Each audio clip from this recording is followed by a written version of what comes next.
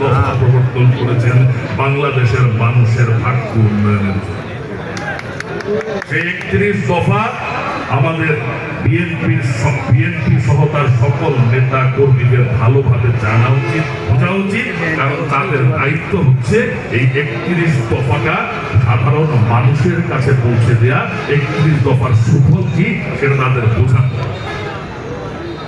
কিছু মনে করবেন না, ইদানিং অনেক জায়গায় যে বা অনেক খবর শুনে অনেক পত্রিকা পড়ে যে জিনিসগুলো আমরা দেখতে পাই যে আমরা হয়তো ভেবেই নিয়েছি যে 5ই আগস্টের পরে স্বৈরাচারের পতনের পরে আমরা সেই চলে গেছি বা আমরা সরকারে চলে এসেছি। আসলে কথাটা ঠিক না, আমাদের এখনো অনেক দূর পথ পাড়ি দিতে হবে, সামনে হয়তো আমাদের বাধা আরো কঠিন হতে পারে।